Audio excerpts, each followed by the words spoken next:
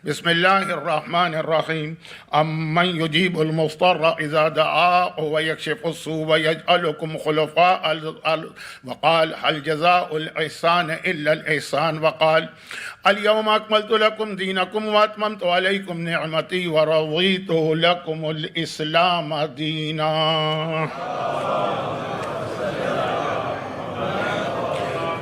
12th of محرم 1447 ہجرہ، 1447 ہجرہ کے ایام اعضا کا یہ پہلا عشرہ، آج اس کی آخری مجلس ہے، اور جس عنوان پہ گفتگو کی جا رہی تھی اس میں ابھی بہت ساری باتیں باقی رہ گئی ہیں، لیکن حسینی اسلام اور یزیدی اسلام کے آج جس حصے کو مجھے بیان کرنا ہے وہ کربلا کے بعد کا ایک بہت اہم پیغام ہے، بلکہ یہ سمجھیے کہ دو بہت اہم پیغام ہیں۔ ابھی میں اس پہ آتا ہوں، لیکن اس سے پہلے یہ کہ اس 12-13 دن کے درمیان کچھ چھوٹی چھوٹی باتیں ایسی تھیں جو مجلس میں بہت جلدی جلدی بیان کی گئیں، لوگوں نے کچھ سوالات بھی کیے۔ اچھا، سوالات تو بہت زیادہ کیے جاتے ہیں، بہت سے مومنین کا یہ طریقہ کار ہوتا ہے کہ باہر سے آنے والا کوئی مہمان ہو تو زیادہ تر اسی سے سوال کرتے ہیں، اور میں جہاں جہاں مجالس پڑھتا ہوں تقریباً ہر جگہ بیچ میں جو ایک ویکینڈ آ جاتا ہے اس میں مجلس کے بعد سیٹرڈے 1 گھنٹے کا ایک کویسچن آنسر سیشن بھی ہوتا ہے، لیکن جہاں پہ کوئی ریزیڈنس عالم موجود ہوں وہاں پہ نہ صرف یہ کہ اس کی ضرورت محسوس نہیں ہوتی، بلکہ بعض اوقات اس کے کچھ نگیٹو امپیکٹ کے اثرات ہوتے ہیں، تو میں وہاں اس کو ایوائڈ کرتا ہوں۔ اور آپ حضرات کو تو حجت الاسلام مولانا رضوان رضوی صاحب جیسا عالم موجود ہے، بہرحال مجھ سے تو بہت چھوٹے ہیں، ان کے دادا، میں ان کا شاگرد رہ چکا ہوں، کچھ عرصے میں نے ان سے علامہ ہلی کی ایک کتاب ہمارے کورس میں تھی، شرح بابی ہادی اشر، وہ پڑھی، اور پھر ان کے والد تو خیر میرے ساتھیوں میں تھے۔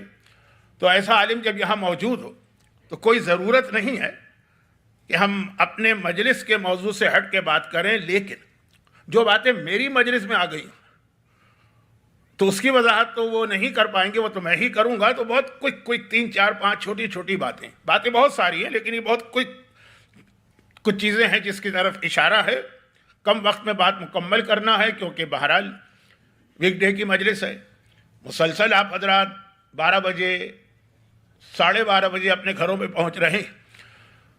اب ایک بات تو کل آ گئی تھی بہت جلدی، اچھا اس بات کو میں اس لیے بیان کر رہا ہوں کہ اس وقت کی جو ہماری جنریشن ہے، بلکہ اس وقت کی جنریشن نہیں، بڑے بھی، وہ اتنا زیادہ اس وقت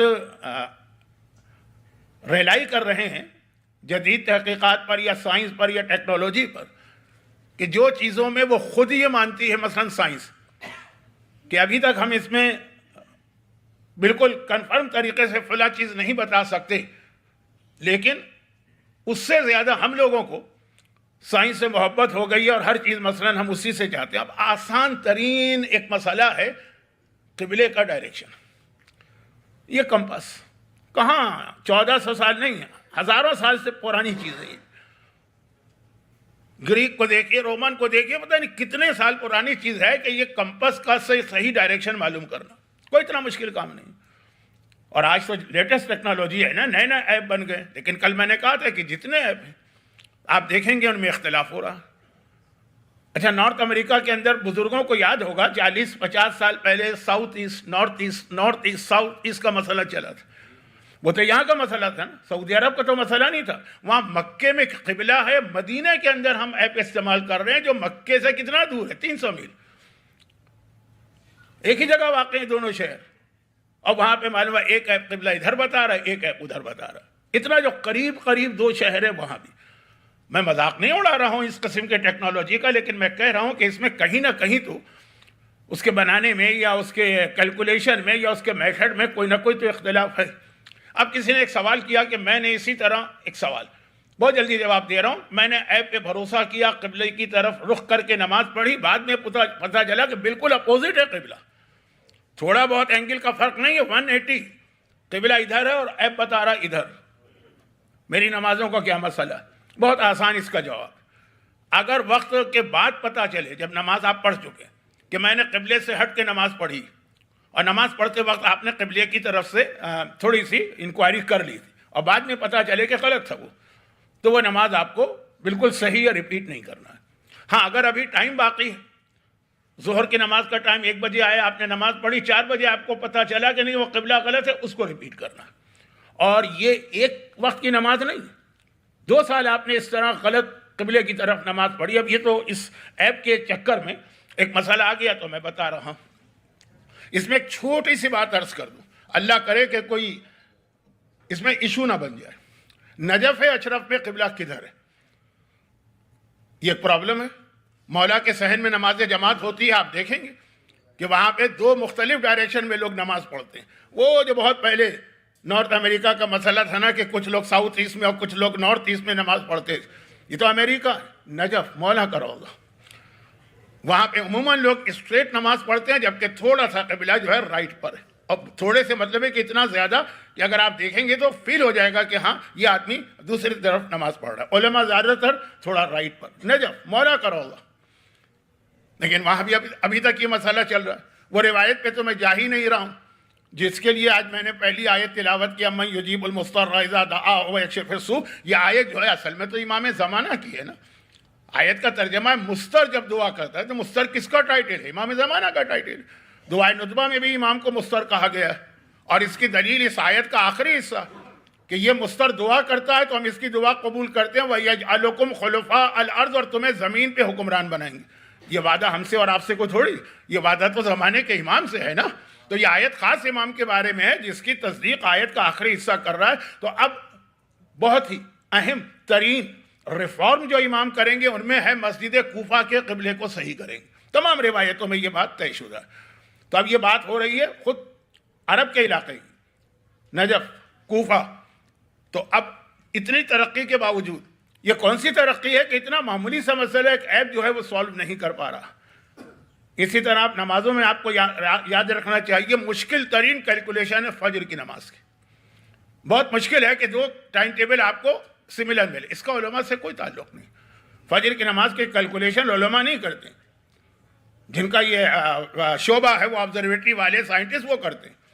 ابھی تک بحث چل رہی ہے کہ سورج جب ہاریزن سے 18 ڈگری پر ہو تب فجر کا وقت آتا ہے کہ 14 پر ہو تب آتا ہے. خیر, اب میں یہ اس لیے میں کہہ رہا ہوں کہ یہ سارے تو پھر بھی چھوٹے چھوٹے مسئلے, لیکن یہ سارا ہنگامہ جو ہے وہ اپنے پیک پر پہنچتا ہے جب عید کے چاند کا مسئلہ. اور وہاں پہ لوگ اتنا زیادہ سائنس کی محبت میں آستینیں چڑھا کے آ جاتے ہیں کہ دنیا تو مریخ پہ پہنچ گئی ہے, پتہ نہیں کہاں پہنچ گئی ہے, ہمارے علماء اب تک کنویں کے مینڈک بنے ہوئے ہیں. جبکہ واقعاً میں بہت ذمہ داری سے کہہ رہا ہوں کہ آپ جس علاقے میں بیٹھے ہیں آپ کے پاس زیادہ معلومات ہوگی, لیکن آپ جو ہے نا, آپ سے مطلب خاص یہ مجمع نہیں, یہاں رہنے والے وہ اتنا زیادہ میڈیا پر ریلائی کرنے لگتے ہیں کہ ان کو لگتا ہے ہر چیز کا حل سائنس کے پاس, جبکہ ابھی تک ایگزیکٹ کیلکولیشن مون کی کوئی نہیں کر سکتا. ہاں کبھی ہو جاتی ہے, لیکن کبھی اتنا باریک فرق ہوتا ہے, 1 گھنٹے کا فرق, نظر بھی آ سکتا ہے, آنکھ سے نظر نہیں بھی آ سکتا ہے, وہیں پہ پرابلم ہوتے ہیں. تو چونکہ آج کا جو میرا ابھی موضوع بننے والا ہے نا, یہ اس سے ریلیٹڈ ایک بات تھی, میں نے وضاحت کر دی, مسئلہ بھی آ جائے. کل معراج کے حوالے سے میں نے بتایا تھا نا کہ سائنس ٹیکنالوجی ترقی ہم مانتے ہیں, لیکن اس کے باوجود یہ سمجھنا کہ ابھی 100% یہ پرفیکٹ ہو گئی, یہ کوئی بے وقوفی آدمی یہ بات کہے گا, کیونکہ جہاں یہ آپ سمجھے کہ یہ پرفیکٹ ہو گئی ہے, کمپلیٹ ہو گئی ہے, وہاں پہ ساری ریسرچ بند ہے. اب کس بات کی ریسرچ جو کمپلیٹ ہو چکا ہے؟ نہیں. تو یہ ریسرچ بتا رہی ہے کہ ابھی بہت سی چیزوں کو حل کرنا ہے, اور ایسے اس میں مثالیں آ رہی ہیں. خیر چھوڑ دیجئے اس کو, بات پھیل رہی ہے. لیکن یہ جو میں نے کہا نا آخر میں چاند کی بات, فجر کی نماز کا ٹائم ایگزیکٹ کیلکولیشن نہیں کر سکتے. قبلے کا ایپ جو آسان ترین کام ہے, کمپس لے کے بچہ بھی کر سکتا ہے, لیکن اس میں آپ دیکھ لیں یہ سارے گوگل کے ایپ اور ایپل کے ایپ اور یہ سارے ہیں, ان کے درمیان اتنا اختلاف. تو بہت زیادہ ریلائی نہ کریں کہ اپنے واجبات کو خطرے میں ڈال دیں اور اس کی وجہ سے حرام کام ہونے لگے. یہ تو ہوئی ایک بات. ہاں اس سے ریلیٹڈ ایک بات ہے, 2 دفعہ یہ موضوع خود بخود بن گیا, لیکن چونکہ یہ ایک ایسا ایشو ہے کہ آلریڈی ہماری کمیونٹی ہی میں نہیں, جو مسلمانوں پر اعتراض کرتے, جو ہمارے مخالف ہیں, جو ہمارے دشمن ہیں, وہ اس ایشو کو بہت ہائی لائٹ کر رہے ہیں آج کل, کزن میرج. میں نے کل بھی عرض کیا تھا کہ اسلام جو ہے وہ نہ اس کو انکریج کرتا ہے نہ ڈسکریج کرتا ہے, پرسنل چوائس ہے آدمی کا. ہاں بس یہ ہے کہ سلیکشن آف اسپاؤس کے دائرے کو تنگ نہ کرو, خود اپنے آپ کو زحمت میں نہ ڈالو. اچھا رشتہ مل رہا ہے کزن میں کر لو, نہیں مل رہا ہے, یہ دل نہیں چاہ رہا, مت کرو.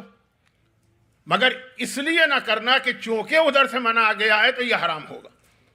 اچھا, بہت سارے مسلمان ملکوں کا ایک قانون ہے, مجھے تعجب ہوا کہ پتہ چلا یہاں یہ قانون نہیں, اور وہ یہ ہے کہ جب کزن میرج کریں گے تو پہلے آپ کو ایک میڈیکل ٹیسٹ کرانا پڑے گا. اگر وہ میڈیکل ٹیسٹ سے ثابت ہو جائے کہ ان لوگوں میں کوئی ایسا پرابلم نہیں ہے, پرابلم اولاد کا ہوتا ہے نا.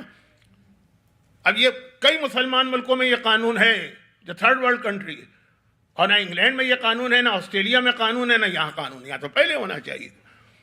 تو ایک ٹیسٹ آتا ہے نا جینیٹک کا, مجھے اس لیے معلوم ہے کہ وہ ان علاقوں میں گھوما ہوا ہوں. بہت زیادہ اگر دل مطمئن نہیں, یعنی رشتہ ٹھیک لگ رہا ہے مگر یہ ڈر بھی لگ رہا ہے کہ خدا نہ کرے بچے میں کوئی خرابی نہ ہو, بہت بڑا امتحان ہے. بچہ مر جائے وہ برداشت ہو جاتا ہے, لیکن بچہ زندہ ہو اور اسپیشل چائلڈ ہو, ساری زندگی اس کی دیکھ بھال کرنا. اور پھر تو آپ تو ایسے ملک میں ہیں جہاں پھر بھی آپ کو بہت فیسلٹی ہے گورنمنٹ کی طرف سے. انڈیا پاکستان میں تو کیسا مذاق اڑایا جاتا ہے ایسے بچوں کا. لیکن اب یہ ڈر ہے. دوسری جانب فرض کیجئے کہ اچھا رشتہ مل رہا ہے, میں یہ نہیں کہہ رہا ہوں کہ جیسے انگلینڈ میں ہو رہا ہے کہ لڑکی معلوم ہے وہ پی ایچ ڈی ہے یا ایم ایس سی ہے یا سرجن ہے یا ڈاکٹر ہے, اور چونکہ کزن اس کا کزن ہے اس لیے وہ ابھی میٹرک فیل ہے لیکن شادی کر دی گئی کہ جی وہ خاندان میں ہی. وہ بھی غلط ہے, یہ بھی غلط ہے. تو ایک ٹیسٹ آتا ہے, وہ آپ حضرات زیادہ جانتے ہیں, مجھے بتایا گیا کہ مسجد علی میں ڈاکٹرز بہت ہیں, ہوں گے, لیکن یہ ہے کہ یہ تو پھر یہاں کا ایک ہلکا سلوشن ہے, اس میں آپ بھروسہ کریں. جینیٹک ٹیسٹ ایک ہوتا ہے, کیونکہ میری امیجیٹ فیملی میں آسٹریلیا میں یہ ٹیسٹ کسی کو کرانا پڑا تھا, اس لیے میں آپ کو بتا رہا ہوں. اچھا اب آ جائیے, بات بہت پھیل رہی ہے, جتنا وقت نہیں ہے اس سے زیادہ میں اس میں لگا رہا ہوں. ایک چھوٹی سی بات عرض کر کے اپنے اصل موضوع پہ آ جاؤں. یہ جو باتیں میں نے ابھی کہیں ایپ کے حوالے سے اور جو بات میں اب کہنے جا رہا ہوں, یہ دونوں مل کر جو میرا آج کا اصل موضوع بن رہا ہے آفٹر کربلا کے 2 میسیج, اس سے ریلیٹڈ ہوگا. دونوں میسیج حسینی اور یزیدی اسلام کے فرق کو. لیکن ایک دوسری بات بھی سن لیجیے. اسی سفر میں اتفاق ہوا, اور یہ اتفاق مجھے ویسے بہت زیادہ زندگی میں ہوتا ہے. جب کوئی آدمی مرتا ہے تو اس کے کفن میں ایک شہادت نامہ رکھا جاتا ہے. معصوم کی ایک حدیث ہے کہ اگر کسی مرنے والے کے لیے 40 آدمی گواہی دے دیں, شاہد بن جائے, وٹنس بن جائے, تو چاہے وہ گناہگار کیوں نہ ہو اس کا عذاب دور ہو جاتا ہے یا کم ہو جاتا ہے. بہت لمبی بات ہے, میرا پورا ایک موضوع ہے قبر میں کام آنے والی نیکیاں, ان میں ایک مجلس شہادت نامے کی فلسفی اور اس کے فوائد پر. تو اب یہ سائن کرائے جاتے ہیں. اس کے علاوہ نماز جنازہ میں بھی, اب نماز جنازہ خواتین ہمارے یہاں بالکل نہیں پڑھتی ہیں اس لیے ان کو نہیں معلوم, لیکن نماز جنازہ میں بھی آپ گواہی دیتے ہیں. جو اصل حدیث آئی ہے وہ اصل میں نماز جنازہ کی گواہی کے لیے. حضرت داؤد کا واقعہ ہے نا کہ ان کے زمانے میں جو ایک مومن مرا اور پھر لوگوں نے اس کی نماز جنازہ اللہم انا لا نعلم منہ الا خیرا, اے خدا ہم اس مرنے والے کے بارے میں صرف ایک بات جانتے ہیں, یہ خیر خیر. اچھا اب یہ الفاظ جو ہے نا عربی اور اردو, بعض اوقات یہ عربی اردو لفظ عربی کا ہے, اردو میں آ کے معنی بدل جاتے ہیں. خیر ہر ایک کو پتہ ہے, بہترین چیز, گڈ ڈیڈز. لیکن جب اس کی پلورل آپ بنائیں گے تو عربی میں تو وہ اچھی رہے گی, اردو میں بری ہو جائے گی. خیر کا پلورل ہے خیرات. اب اردو میں آپ خیرات کہہ دینا تو وہ تو بھیک کے معنوں میں آتا ہے. عربی میں خیر کی جمع ہے خیرات, بہت ساری نیکیاں. تو خیر آپ گواہی دے رہے ہیں. میں رضویہ سوسائٹی میں بچپنا گزرا. رضویہ میں جیسے یہاں بریل کا ایک سسٹم ہے, وہاں بھی ہے, بلکہ اس وقت تو کراچی میں صرف 2 ہی تھے بریل کے, ایک کھارا تھا اور ایک رضویہ. ساری میتیں وہاں آتی ہیں پورے شہر کی, آدھے شہر کی. اور ظہرین کی نماز کے بعد جنازے کی نماز ہوتی. اور یہ اکثر میں سنتا تھا کہ بہت سے لوگ نماز جنازہ کو اوائڈ کر رہے ہیں. کیوں اوائڈ کر رہے ہیں؟ کہا جی ہم تو مرنے والے کو جانتے ہیں, یہ تو خیر پہ نہیں تھا, یہ تو شرابی بھی تھا, ہم کو پتا ہے, یہ نماز بھی نہیں پڑھتا تھا, یہ بھی ہم کو پتا ہے. اب جو اس کے جاننے والے ہیں سب کو تو نہیں پتا نا. یہاں تو پھر بھی جاننے والوں کی میتیں ہوں گی. رضویہ کا تو ایک کامن جگہ تھا, آدھا شہر آتا ہے, پتہ ہی نہیں کہاں سے میت آئی ہے, کس کی آئی ہے, لیکن اس کے ساتھ کچھ رشتہ دار تو ہوتے ہیں نا, اب وہ اوائڈ کرتے ہیں. یہ عوامی غلط فہمی, کچھ چیزیں ایسی ہوتی. جیسے مجھے یاد ہے، اب تک یاد ہے، میرا بچپنا تھا، اب ہنسی آتی. اس وقت لوگ کہتے تھے بھائی یہ جو آج یہ مرا ہے نا، یہ کوئی بہت گناہ گار لگ رہا ہے. بھائی آپ کو کیسے پتا چلا گناہ گار؟ کہا اس کی میت اٹھائی، بہت بھاری تھی، ہمارے کندھے ٹوٹ گئے ہیں، جا کے بام وام لگانا پڑے گی، میت بھاری ہے، دیٹ مینز یہ جہنمی. ابھی سے ڈیسائیڈ کر لیا. میں نے کہا منکر نہ کہ، لیکن اب میں ضمن بات کی، میرے 5ویں امام بہت زیادہ بڑھاپے میں، امام کا ویٹ بہت بڑھ گیا، طے شدہ بات. یہاں تک کہ راوی نے دیکھا کہ امام بیٹھ کے نمازیں پڑھ رہے. مولا آپ امام معصوم بیٹھ کے نماز پڑھنے کا؟ جب سے میرے جسم پہ اتنا گوشت آیا مجھ سے کھڑا نہیں ہوا جاتا. اب یہ ساری اگزامپل اس لیے ہوتی کہ یہ معصومین قیامت تک کے مومنوں کے لیے ایک رول ماڈل ہیں. تو دبلے مومن کے لیے بھی، اور جس کا ویٹ زیادہ ہے اس کے لیے بھی، اور گورے کے لیے بھی، اور کالے کے لیے بھی، اور زیادہ ہائٹ والے کے لیے، اور کم ہائٹ والے کے لیے، یہ ساری اگزامپل آپ کو ملیں گی. 9ویں امام کا کلر اتنا ڈیفرنٹ تھا اہل بیت کے کلر سے، میں لفظ زبان پہ نہیں لانا چاہتا، توہین امام ہے کہ الزام لگ گیا کہ یہ تو اہل بیت کے گھرانے کے ہی نہیں. 9واں امام. آپ واقعات سنتے ہیں. تو میں اصل موضوع کو کہیں آج اگر انکمپلیٹ رہ گیا تو پھر تو میرے پاس موقع نہیں اصل موضوع کو جا کے کمپلیٹ کروں. تو خلاصہ یہ کہ میت کا وزن زیادہ اس لیے بڑا گناہ گار، یہ کیسے پتا؟ اور اس کا پھر ایک بہت اچھا واقعہ بھی ہے شیخ بہائی اور میر باقر داماد کا، لیکن کسی اور موقع پر. اب یہاں پہ ہے کہ شہادت نامے پہ دستخط کر دیے. کہا نہیں بھائی ہم نہیں کر سکتے. بہت محتاط کوئی بزرگ ہیں، وہ کہتے ہیں ہم نہیں کر سکتے، لیکن بتا بھی نہیں سکتے کیوں نہیں کر رہے. مگر ان کا اتنا کہہ دینا ہی بتانے کے لیے کافی ہے نا. اور کچھ تو کھل کے کہہ دیتے ہیں کیوں نہیں نماز نہیں پڑھ سکتے. کیوں نہیں پڑھ سکتے؟ یہ خیر کی گواہی. بھائی ہم کیسے گواہی دیتے ہیں جبکہ ہم گواہی اللہ کے پاس دے رہے ہیں؟ ہم کو پتا ہے کہ یہ آدمی خیر پہ نہیں تھا، گناہ گار تھا. اب یہ کیا چیز ہے؟ لیک آف نالج کہیے یا جہالت؟ آپ سے کس نے اس کے اعمال کے بارے میں گواہی مانگی؟ یہ آپ کی ذمہ داری ہی نہیں ہے نا، آپ سے یہ مانگا گیا ہے کہ آپ اس کے اعمال کے لیے گواہی دیں. کہ یہ ہے نا نماز جنازہ میں اللہم انا لا نعلم منہ الا خیرا، ہم گواہی دیتے ہیں یہ خیر پر ہے. شہادت نامے میں بھی یہی گواہی ہے، خیر. نمازی کا لفظ نہیں ہے، یا یہ نہیں ہے کہ گناہ گار نہیں تھا، خیر پر. تو اپنے ذہن سے خیر کے ایک میننگ بنائے. خیر مینز نماز، روزہ، تقوی، پرہیزگاری، حجاب، یہ ساری چیزیں. عورتوں کا تو اکثر مسئلہ تھا کہ 90% جو میتیں آتی تھی بے حجاب عورتوں کی آتی تھی، جو وہ حدیث میں اکثر پڑھتا ہوں. میتیں آتی تھی ہماری عورتوں کی، اور وہاں فرشتے آسمان پہ پیٹ پکڑ پکڑ کے ہنس رہے ہوتے تھے. وہ حدیث ہے نا، ہدیۃ الشیعہ میں علامہ اردبیلی نے لکھی، آقا مشکینی نے، کہ معصوم رسول سے پوچھا، رسول نے پوچھا جبرائیل سے، جبرائیل ہم انسان تو کبھی ہنستے ہیں کبھی روتے ہیں، فرشتے تو انسان نہیں ہے نا، ان کی تو یہ حالت نہیں، لیکن کبھی فرشتے روتے بھی ہیں. کہا یا رسول اللہ 3 موقعوں پر، جن میں سے ایک بھائی کربلا کا تھا کہ جب یتیم بچے کے تماچا لگتا ہے، وہ پوری ایک الگ مجلس. اور ہنستے بھی ہیں 3 موقعوں پر. ان میں سے ایک یہ بات تھی کہ پیغمبر نے کہا 3 بتاؤ، 3 کا وقت تو میرے پاس نہیں ہے. کہ پہلا موقع یہ ہے کہ جب ساری زندگی بے حجاب گھومنے والی عورت اور اسے قبر میں اتارا جائے اور لوگ اعلان کریں بھائی محرم آ کے خالی دیکھ لیں اس کا چہرہ، نامحرم یہاں سے ہٹے جائیں. ارے بھائی جب یہ دیکھنے دکھانے کے قابل تھی، جب اس میں اٹریکشن تھا، جب کشش تھی، تو ساری دنیا دیکھ رہی. اور جب مر کے ڈیڈ باڈی خراب ہونے والی ہے، شاید رشتہ دار بھی دیکھنے کو تیار نہ، تو اتنا حجاب لے کے واپس آ گئے. فرشتے ہنستے، فرشتوں کا ہنسنا. خیر، تو اب یہ ہے کہ جی وہ تو بے حجاب عورت تھی، ہم کیسے گواہی دیں؟ تو سوال یہ پیدا ہوتا ہے آپ سے کس نے اس کے اعمال کی گواہی مانگی؟ نہ نماز میں اعمال کی گواہی ہے، نہ شہادت نامے میں خیر کی گواہی. اور خیر کسے کہتے ہیں؟ زیارت جامعہ. امام زمانہ کی ملاقات سید رشتی سے ہوئی تھی نا، مفاتی میں واقعہ ہے، لسٹ میں جا کے چیک کر لیجیے گا. اور سید رشتی بہت بڑی مصیبت میں پھنس گئے تھے، دشمنوں کے علاقے میں تھے، جان خطرے میں تھی.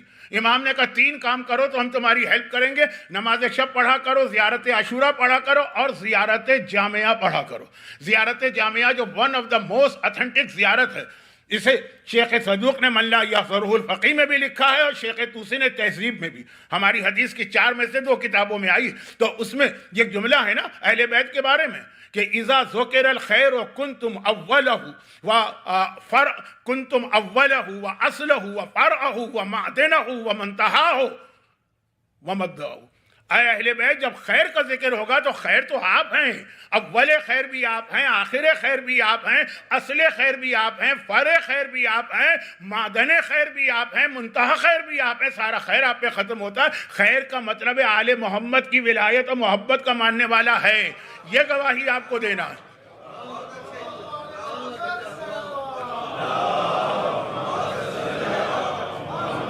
نمازی ہے کہ نہیں یہ آپ کا مسئلہ نہیں ہے، بے حجاب ہے کہ حجاب کرتی ہے یہ آپ کا مسئلہ نہیں ہے، شرابی ہے کہ بچتا ہے یہ آپ کا مسئلہ نہیں، آپ سے پوچھا ہی نہیں جا رہا، اللہ جانے، منکر و نکیر جانے، مرنے والا جانے، آپ سے صرف یہ پوچھا جا رہا ہے مرنے والا محب اہل بیت تھا، علی والا تھا، مانتا تھا اہل بیت کو؟ اگر مانتا تھا تو آپ یقین سے کہیے کہ اللہم لا نعلم منہ الا خیرا، ہم گواہی دیتے ہیں کہ واقعاً سچا محب اہل بیت ہے، یہ گواہی مانگی جا رہی ہے، اور یہ گواہی دیجئے چاہے اعمال اس کے کچھ ہی کیوں نہ ہو، اعمال کا معاملہ اس کا اللہ کا اور کرامن کاتبین اور منکر و نکیر کا ہے۔ تو اب یہ اتنی بڑی ایک لا علمی کہیے، جہالت کہیے، غلط فہمی کہیے، اور یہ پیدا کہاں سے ہوتی ہیں یہ چیزیں؟ یہ پیدا ہوتی ہیں حسینی اسلام اور یزیدی اسلام کو اگر آپ کو فرق مٹا دیں۔ وہ فرق کیا ہے؟ اب دو باتیں آج مجھے بیان کرنا، بس آپ کی زحمت تمام پورے اشرے کی۔ پہلی بات، اگر آپ دیکھیں گے یہ جتنے یزیدی لشکر کے لوگ میدان کربلا میں تھے یہ سب پکڑے گئے تھے نا، مختار نامہ۔ اگر آپ لفظ سب تو ذرا زیادہ ہو گیا، لیکن میجورٹی ان کی پکڑی گئی تھی۔ ایک آدھی وہ بچ کے نکل پایا تھا، لیکن میجورٹی پکڑی گئی تھی۔ خاص طور پہ جو ٹاپ پہ جتنے ہیں، ابن زیاد ہو کے، عمر سعد ہو کے، ہرملہ ہو کے، شمر ہو کے، خولی ہو، وہ 5 کٹے سر جو 9 ربیع الاول کو بھیجے گئے، تو جب یہ لوگ پکڑ کے لائے جاتے تھے دربار میں، تو مختار ان سے یہ ضرور پوچھتا تھا کہ کربلا میں تم نے کیا کیا۔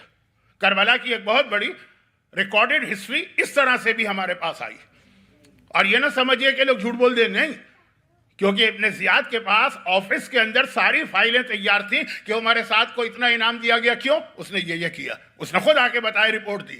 شمر کو اتنا انعام دیا گیا کیونکہ اس نے خود بتایا کہ میں نے یہ کام، سارا ریکارڈ ٹیلی کراتا تھا مختار۔ ہمارے پاس جو آفیشل ریکارڈ رکھا ہوا ہے محل میں، ابن زیاد کا محل تھا نا، وہ کیا ہے اور تم کیا کہہ رہے ہو؟ لیکن ایک سوال یہ بھی کرتا تھا مختار کہ یہ سارے تم خود بتا رہے ہو کہ ہم نے یہ ظلم کیے، لیکن یہ بتاؤ کیوں کیے بھائی، وائی، ریزن کیا تھا؟ تو آپ کو 90% کا ریزن وہی ملے گا جو شام غریبہ کی مجلس میں حجت الاسلام مولانا رضوان رضوی صاحب، ویسے تو مجھے کہنا چاہیے کہ رضوان میاں سلمہ تعالی، لیکن بہرحال عالم دین بھی ہیں اور ریزیڈنس عالم بھی، تو احترام تو مجھے بھی کرنا ہے۔ تو انہوں نے جو ایک جملہ پڑھا تھا، یہی جملہ تھا نا اس دشمن کا، اور یہ جملہ خولی نے دربار مختار میں کہا تھا، ریپیٹ کیا تھا۔ کون خولی؟ جس کے مصائب میں نے پڑھے تھے کہ وہ شہزادی کے چہرے پہ کوڑا مارنے والا، چادر چھیننے والا، سکینہ کے، اس نے کیا کہا تھا؟ اس نے یہی کہا تھا کہ اے حاکم، خالی میں ہی کو تھوڑی یہ کام کر رہا تھا، سب لوگ یہی کام کر رہے تھے، اگر سب کر رہے تھے تو میں کروں، do at Rome as Romans do, ہے نا جو انگریزی کا محاورہ، نہیں انگریزی تو مجھے نہیں آتی، میں غلط تو نہیں کہے گا، جیسا دیس ویسا بھیس، چلے میں اپنی زبان پہ آ جاؤں۔ تو یہ جو ایک طریقہ کار ہے نا کہ سب لوگ کر رہے ہیں، یہ ہے یزیدی اسلام۔ یزیدی اسلام کی بنیاد یہی ہے کہ حق اور باطل کو نہ دیکھو، صحیح اور غلط کو نہ دیکھو، صرف یہ دیکھو لوگ کیا کر رہے ہیں، جو لوگ کر رہے ہیں وہی تم کو بھی کرنا ہے۔ یہ اور ادھر حسینی اسلام کیا؟ حسینی اسلام یہ کہ ایک قدم بھی تمہیں آگے نہیں بڑھانا ہے، ایک قدم بھی، جب تک کہ اپنے زمانے کی حجت سے کنفرم نہ کرا لو کہ جو میں کر رہا ہوں یہ صحیح کر رہا ہوں کہ غلط کر رہا ہوں۔ اب میں نے شام غریبہ کی مجلس میں بہت جلدی ایک جملہ کہا تھا، یہ کہہ کر کہ اس کی وضاحت بعد میں آئی۔ شہزادی زینب کبریٰ جن کا لقب ہے انتی عالمۃ غیر معلمہ، پھوپھی اماں آپ تو ایسی عالمہ ہے کہ آپ کو ضرورت نہیں کہ تعلیم حاصل کرے۔ گرچہ چوتھے امام نے یہ جملہ کوفے میں کہا تھا، لیکن جس دن یہ جملہ ارشاد فرمایا اس دن نہیں، زینب ہمیشہ سے اس منزل علمی پر، اور اتنا معمولی شرعی مسئلہ نہیں جانتی جو ہمارے یہاں مدرسے کا ایک چھوٹا سا طالب علم بھی جانتا ہے۔ اب یہ مسجد علی ہے نا، اس کا ایک پراپر اسکول ہے، صادق اسکول، جہاں پہ دنیاوی تعلیم کے ساتھ دین سکھایا جاتا ہے، جو میں نے 2 دن ہائی لائٹ کیا کہ اس کی اہمیت کو کم نہ سمجھیں۔ یہاں اس ویسٹرن کنٹریز میں اپنے بچوں کا ایمان بچانے کا یہی ایک طریقہ، نہ آپ کے پاس اتنا وقت ہے، نہ آپ کی بیوی کے پاس اتنا وقت، نہ بچے کے والد کے پاس اتنا وقت ہے، نہ بچے کی ماں کے پاس اتنا وقت۔ تو ایک تو یہ، اور ایک یہاں سنڈے اسکول ہے، تو سنڈے اسکول دنیا میں جہاں جہاں ہوتا، یہاں تو میں نے سنا 300 سے زیادہ اسٹوڈنٹ ہیں سنڈے اسکول میں، لیکن جہاں جہاں ایک گریڈ 5 گریڈ 6 کا اسٹوڈنٹ بھی جاتا ہے، جب جان خطرے میں ہو تو تمام واجبات معاف ہو جاتے ہیں، حتیٰ نماز تک ساقط ہو جاتی ہے، حتیٰ روزہ تک۔ نماز کا صرف یہ ہے کہ اللہ اکبر کہہ دیں اور مر جائیں، وہ جو شیر نے کھا لیا تو ٹھیک ہے، لیکن اللہ اکبر کہہ کے، لیکن باقی روزہ تو ہر ایک کو پتہ۔ ہمارے یہاں تو دنیا میں سب سے زیادہ لوگ بیمار ہی رمضان کا چاند دیکھ کے ہوتے ہیں، اور سب سے زیادہ صحت ملتی ہے عید کا چاند دیکھنے کے بعد۔ تو خیر، تب یہ کہ لیکن مسئلہ تو اپنی جگہ ٹھیک ہے نا، کوئی اس کو مس یوز کرے وہ الگ بات ہے، تو ہر چیز میں یہ ہے۔ تو اتنا مسئلہ نہیں معلوم کہ جان خطرے میں ہو تو حجاب ساقط ہے، زینب کو نہیں پتا، جو ثانیہ زہرا بھی ہیں، عالمہ غیر معلمہ بھی ہیں. کوئی اعتراض کر سکتا ہے نا کہ آپ تو جناب زینب کی پرسنالٹی کو اتنا ہائی لائٹ کر رہے ہیں، ان کو تو اتنا مسئلہ نہیں پتا جو ہمارا ایک چھوٹا بچہ جانتا ہے. نعوذ باللہ، زینب نے اپنے فضیلت کو خطرے میں ڈال دیا. فضیلت زینب پہ زد پڑ رہی ہے نا، بہت جلدی بات کر رہا ہوں کیونکہ گھڑی کی سوئیاں میرے ہاتھ سے نکل رہی. زینب نے اپنی عزت، اپنی شان کو، اپنے رتبے کو خطرے میں ڈال دیا مسئلہ پوچھ کر، کیونکہ اصل بات مسئلہ نہیں تھا. اصل بات دو باتوں کو واضح کرنا تھا. نمبر ایک، یہ واضح کرنا تھا کہ کوئی قدم بھی دنیا کا کوئی کام ہو یا دین کا اپنی مرضی سے، اپنے سوچ سمجھ کے نہ اٹھاؤ. جو کام بھی تمہیں کرنا ہے حجت خدا سے پوچھو کہ یہ کیا ہے، پھر کرنا ہے. چنانچہ آگ میں زینب جل رہی ہے، خود نہیں جل رہی، پورا گھر جل رہا ہے. پہلے پوچھیں گے، تصدیق کرائیں گے، پھر آگے بڑھیں گے. زینب کو اپنے لیے ضرورت نہیں ہے میسج دینا.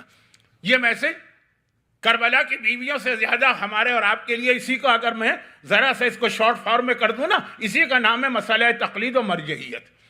کہ جو کام بھی کرنا ہے مرجع سے پوچھ کے کرو. وہ تمہارے پرسنل میٹر میں دخل نہیں دے گا، وہ تو خالی تمہیں گائیڈ لائن دے گا، لیکن پوچھو اس سے. اپنی عقل نہ لگاؤ، ورنہ تم کہو گے جی خیر کا مطلب ہوتا ہے نماز کی گواہی، ورنہ تم کہو گے مرنے والا اگر بہت زیادہ اوور ویٹ تھا، یہ گواہی ہے کہ بڑا گناہگار تھا. اپنی عقل لے کے نہ ہو ان شریعت کے مسائل میں. لیکن عقل کے بغیر تو انسان جانور سے بھی بدتر ہے. لیکن زینب کبریٰ نے یہ بتانے کے لیے پوچھنا ضروری ہے، یہ تمہاری ذمہ داری.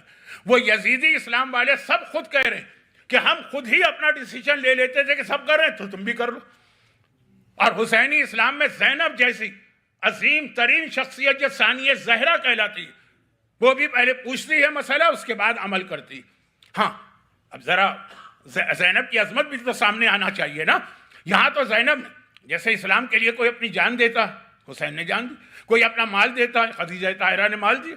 اور کوئی اپنے اسٹیٹس کو قربان کرتا ہے، جیسے زینب نے قربان کیا. یہ اسلام کی خاطر، پیغام کی خاطر. لیکن بتانا بھی تو ہے نا زینب کی عظمت کیا. تو یہ عجیب طریقے سے پتہ چلا. 40 کے مجلس میں مصائب پڑھتا ہوں اور آپ بھی سنتے ہیں کہ جب سجاد کو یزید نے کہا میں آپ کو رہا کر رہا ہوں. کون ہے سجاد؟ امام وقت، امام زمانہ. جو وہ کہیں گے وہ فائنل. لیکن کیا جواب دیا؟ کہا میں پھوپھی سے پوچھ کے جواب دوں گا، کیونکہ کربلا سے آج تک بغیر پھوپھی سے مشورہ لیے میں نے کوئی کام نہیں کیا ہے. تو اب دیکھیں یہ دو مثالیں آ گئی. کربلا میں زینب نے امامت کا انتظار کیا اور شام میں امامت نے زینب کا انتظار کیا، تاکہ وہ عظمت زینب پتہ چل جائے. عظمت زینب، اب دیکھ رہے ہوں گے کہ میں کتنی جلدی میں ہوں کہ عظمت زینب پتہ چل جائے. شام میں امامت نے زینب کا انتظار کیا، کیونکہ یہاں زینب نے یہ بتانے کے لیے کہ اپنی رائے مت قائم کرو دین کے مسائل میں جو اس وقت کی حجت خدا ہو. غیبت امام میں، اب جو میں نے کہا نا کہ آج مجلس میں نے شروع کی امام زمانہ کے ذکر سے یہاں تک لانا تھا کہ امام زمانہ جب غیبت میں گئے ہیں تو کسی کے حوالے ہم کو کر کے گئے کہ ایسے چھوڑ کے چلے گئے. بکریوں کا گلہ ہے کہ چھوڑ دو، جہاں جس کا دل چاہے منہ اٹھائے وہ چلے. کسی کے حوالے کر کے گئے، اس کو مرجعیت کہتے ہیں. زینب نے یہ مسئلہ 2 وجہ سے پوچھا، جو مسئلہ بچہ بھی جانتا ہے. 2 وجہ سے پوچھا. نمبر 1، پہلے تو ایک ہمارے سامنے پوری زندگی کی گائیڈ لائن قائم کر دی ہے کہ بغیر حجت خدا کے پوچھے ہوئے ادھر ادھر نہیں. بہت سے لوگ ہم سے کہتے ہیں مولانا وہ فلاں، بھئی آپ نماز کیسے پڑھ رہے ہیں؟ خاص طور پر بچیاں بال کھلے ہوئے ہیں، کلائی کھلی ہوئی ہے، لیکن لڑکے جی وہ ہماری نانی اس طرح پڑھتی تھی. نانی حجت خدا نہیں ہے، دادی حجت خدا نہیں ہے. ان کا احترام واجب ہے، لیکن وہ حجت خدا نہیں ہے. حجت خدا جو ہے وہ امام ہوتا ہے. جب امام غیبت میں جا رہا ہے تو اپنی جگہ جس کو بٹھا کے گیا ہے وہ حجت خدا ہے. آپ کو اس سے پوچھنا ہے. ایک تو یہ بتائے. دوسری بات، ایک بڑا فتنہ کربلا کے بعد ہونے والا تھا اور ہوا. خالی ہونے والا نہیں تھا، کربلا کے بعد ایک بہت بڑا فتنہ ہوا. معلوم ہے زینب کو پہلے سے معلوم. کل میں نے ایک جوک پڑھا تھا نا، دانتوں والا جوک 32 اور 34، وہ تو ایک جوک کی بات تھی، زینب کو پتا تھا. اور وہ فتنہ کیا تھا؟ میں یہ کیوں کہہ رہا ہوں؟ خالی ہسٹری نہیں ہے، یہ آج کا کرنٹ ایشو ہے، بہت بڑا ایشو ہے. یہ فتنہ پھر ہونے والا ہے. ہوتا ہے یہ ہمیشہ، لیکن اس دفعہ بہت بڑے پیمانے پر ہوگا. لیکن پہلے کربلا میں کیا فتنہ ہونے والا تھا جس کو روکنے کے لیے زینب نے بظاہر تو ایک معمولی سا مسئلہ پوچھا نا کہ جان خطرے میں ہو تو کیا کرنا ہے، لیکن ایک بہت بڑے فتنے کا دروازہ بند کیا ہے زینب نے. اور وہ یہ کہ کربلا کے واقعے کے بعد جو چاہنے والے تھے، غیروں کی بات تو چھوڑے، چاہنے والے شوق میں چلے گئے، ان کو یقین نہیں آ رہا تھا کہ ایسا واقعہ بھی ہو سکتا۔ میں بات بہت مختصر کر رہا ہوں ورنہ ایک سوال ہوگا وہ چاہنے والے کہاں سے آ گئے، اتنے سارے تھے تو کربلا میں کیوں نہیں گئے، بہت ساری چیزیں، لیکن ایک خاصی بڑی تعداد تھی چاہنے والوں کی، یعنی اہل بیت کی امامت کو ماننے والوں کی، وہ شوق میں چلے گئے کہ حسین شہید ہوگا، یہ کیسے ہو سکتا ہے۔ آپ کو یقین نہیں آئے گا لیکن مجھے ایسے مومن کراچی میں ملے کہ جب کربلا میں وہ صدام نے ٹینکوں کے ذریعے سے امام کے روضے کو توڑا تو انہوں نے کہا کہ بھئی ہمارا تو اعتقاد امام سے اٹھ گیا، جو اپنے روضے کو نہ بچا سکا وہ ہمیں کیسے بچائے گا۔ یہ کوئی دشمن اہل بیت وہابی کہے تو سمجھ میں آتا ہے، یہ مومن نے کہا۔ تو اب وہاں تو امام معصوم دنیا سے چلا گیا اور اس مظلومیت کے ساتھ، اور اللہ نے بھی کوئی مدد نہیں کی۔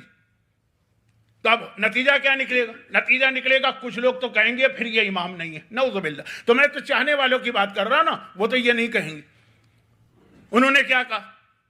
بعض اوقات وہی جو میں 2-3 دفعہ ایک جملہ میں نے ابھی تک ریپیٹ کیا، مجھے ڈر لگ رہا ہے کہ اس کا نتیجہ آپ یہ نہ نکالیں کہ اسلام میں عقل کی اہمیت ہی نہیں، بند کر دو عقل کو، تالا لگا، ایسا نہیں۔ لیکن ہوتی ہے ہماری اور آپ کی وہ سمجھ جو عقل نہیں، ہم عقل استعمال نہیں کرتے، ہم تو بس اپنی عادت کے مطابق۔ یہاں پہ انہوں نے کیسی ہی دلیل دی، کیا دلیل دی؟ عیسیٰ افضل ہے کہ حسین افضل ہے؟ ہر ایک نے کہا حسین افضل ہے۔ تو جب عیسیٰ کو قتل کرنے کے لیے دشمن آئے تو اللہ نے کیا کیا؟ ان میں سے ایک کی شکل بنا دی عیسیٰ جیسی، اسلامی عقیدہ، ایک کی شکل بنا دی عیسیٰ جیسی، عیسیٰ کو اٹھا لیا۔ کربلا میں بھی سیم واقعہ ہوا کہ ان دشمنوں میں سے ایک کی شکل حسین جیسی بن گئی، حسین آسمان پہ چلے گئے، آسمان پہ چلے گئے، مینس ابھی زندہ۔ جب وہ حسین زندہ، ایک جملہ میں نے 2 دن پہلے وہی عصر افاقہ شکنی کی مجلس میں عرض کیا تھا، اور یہ اکثر علماء پڑھتے ہیں، لیکن بعض اوقات لوگ آ کے ہم سے اس طرح بات کرتے ہیں جیسے ہماری معلومات میں اضافہ کر رہے ہیں۔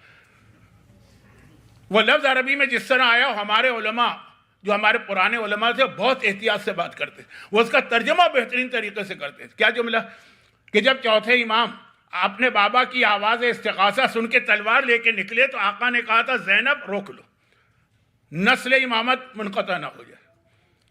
بہت مشہور جملہ ہے، مصائب کے لوگ آ کے کہتے ہیں مولانا کہ آپ کو پتہ ہے کربلا میں 5ویں امام بھی تھے، تو اگر چوتھے امام شہید بھی ہو جاتے تو نسل تو باقی رہتی نا۔ آ کے ہماری معلومات میں اضافہ کرتے ہیں کہ نہیں مولانا آپ کو نہیں پتا ہوگا وہ 5ویں امام بھی تھے، تو نسل تو باقی، تو پھر یہ حسین کا جملہ تو بیکار ہو گیا نا۔ اسی لیے ہمارے انڈیا اور پاکستان کے علماء اور پرانے علماء، آج کل تو خیر شاعر ہوں تو وہ بھی بغیر سوچے سمجھے قصیدے نوحے لکھتے چلے جاتے ہیں، مجلس میں پڑھنے والے ہیں وہ بھی اسی طرح سے بغیر ریسرچ کے، وہ لفظ نسل امام نہیں کہتے تھے، نسل امامت کہتے تھے۔ وہ یہ نہیں کہتے تھے زینب روکو سجاد کو ورنہ نسل امام ختم ہو جائے گی، نہیں، وہ تو باقی رہے گی، 5ویں ہیں نسل امامت۔ یہ کیا ہے؟ میں سمجھانے کا وقت نہیں ہے اور سمجھانے کی ضرورت نہیں، آپ فوراً سمجھ جائیں گے۔ چوتھے امام فرض کیجئے شہید ہو جاتے باپ کے سامنے نا، تو پھر امام حسین بعد میں شہید ہوتے، تو 5ویں امام کیا ہوتے؟ چوتھے بن جاتے، چھٹے امام 5ویں بن جاتے، 12ویں امام 11ویں بن جاتے، امامت 11 پہ رکتی، 12واں کہاں ہوتا؟ اور پیغمبر کی پہلے دن سے حدیث ہے کہ 12 تو ہونا لازم ہے، وہ 12 گھٹ کے 11 رہ جاتے اگر چوتھے امام پہلے شہید ہو جاتے۔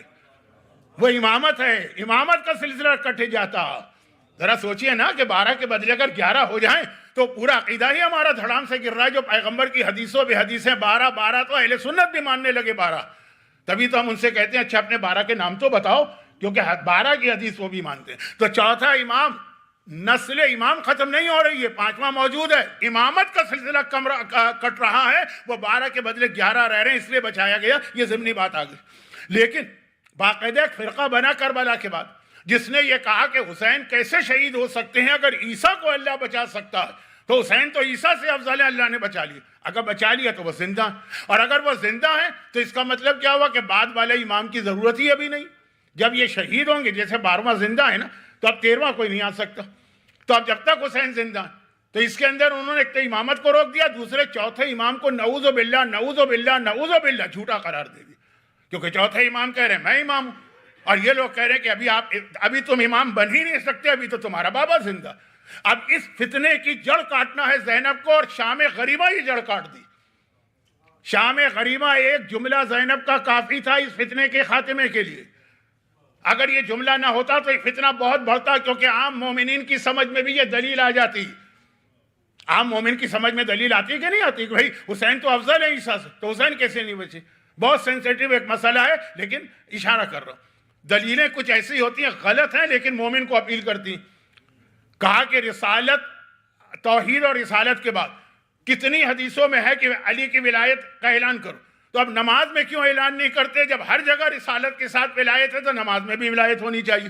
تشہد میں گڑبڑ ہو رہی ہے کہ نہیں ہو رہی؟ لیکن دلیل ایسی ہے کہ لوگوں کو اپیل کر رہی کہ ہاں بھائی بات تو صحیح کہہ رہے ہیں، بات تو صحیح کہہ رہے ہیں. جہاں اشہد ان محمد عبدہ و رسولہ ہے تو اشہد ان علی ولی اللہ بھی ہونا چاہیے.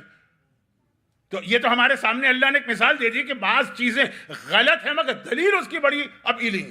تو اب وہاں دلیل کتنی اپیلنگ ہوتی کہ حسین کیسے شہید ہو سکتے ہیں عیسیٰ کی سے افضل؟ زینب کا یہ ایک جملہ کافی. اب آپ کہیں گے کیا ربط ہے؟ سنیے ربط. پرانے زمانے کا ایک طریقہ تھا، پرانے کا مطلب جب شاہی نظام چلتا تھا، ایک طریقہ تھا شاہی نظام. میں چھوٹی چھوٹی مثالیں دے رہا ہوں ٹائم بچانے کے لیے، پھر بھی ٹائم ہاتھ سے نکل رہا ہے. پرانے زمانے کا ایک طریقہ تھا، بادشاہ ہے اور اس کا ایک کراؤن پرنس ہے، ولی عہد. اور اکثر تو یہ جو ولی عہد ہوتے ہیں نا، ان کو یہ تمنا ہوتی ہے کہ باپ جلدی سے دنیا سے جائے تو ہم بادشاہ بنیں. بادشاہت کا مزہ ہی کچھ اور ہے. اکثر یہ ہوتا ہے. تو ہندوستان کی تاریخ ہے نا، شاہ جہاں نے وہ اپنے باپ کے خلاف بغاوت کی، اورنگزیب نے اپنے باپ کے خلاف جلدی ہوتی. وہ ایک برطانیہ کا بادشاہ ہے بیچارہ، کتنا انتظار کرتا رہا کہ میری مادر گرامی دنیا سے رخصت ہوں تو مجھے بادشاہت ملی، جب وہ قبر میں پاؤں لٹکائے بیٹھے مثلا. تو یہ ایک چیز ہوتی ہے. اچھا اب یہ ہے کہ جو اس منزل پہ نہیں ہوتے کہ باپ کو ماریں یا قتل کریں، انتظار تو ہوتا ہے نا. بادشاہ مر گیا. اب بادشاہی نظام ہے نا، آپ تو پارلیمانی نظام، یہ ڈیموکریسی کا عادی ہیں، اس لیے آپ کی سمجھ میں بات نہیں آئے گی، لیکن آئے تو آپ انڈیا پاکستان سے ہے نا. تو اب بادشاہ مر گیا. بادشاہ مر گیا، یہ خبر ولی عہد کو کیسے پہنچائی جائے؟ یہ بھی ایک بری خبر مانی جاتی. تو جو غلام جاتے ہیں نا وہ خبر نہیں دیتے، وہ جا کے سلام کرتے. کیا سلام کرتے؟ بادشاہ سلامت، آپ کو سلام. اب جب سے بادشاہ سلامت کا لفظ کہا ولی عہد کو، جو بادشاہ نہیں تھا، لیکن جیسے اس کو بادشاہ سلامت کہہ کے سلام کیا، وہ سمجھ گیا کہ اب میں بادشاہ بن گیا، یعنی میرا باپ مر گیا. تو خالی اس سے یہ کہہ دینا کہ بادشاہ وقت میرا سلام لو، یہ نیوز پہنچائی گئی اس کو کہ تمہارا باپ مر گیا ہے. تو یہ جو ایک طریقہ ہے یہ رائج رہا دنیا میں. واقعات پڑھیے کہ کس طرح کراؤن پرنس کو پتہ چلتا تھا کہ میرا باپ مرا. اس طرح سے زینب نے کہا میرا بیٹا سجاد امام وقت ہے تو مسئلہ اس سے پوچھوں گی. امام وقت کا لفظ یہ بتا رہا ہے کہ میرا بھائی دنیا سے گیا تبھی تو یہ امام وقت بنا ہے. اگر میرا بھائی اب تک زندہ ہوتا تو اس کی امامت شروع نہیں ہوتی نا.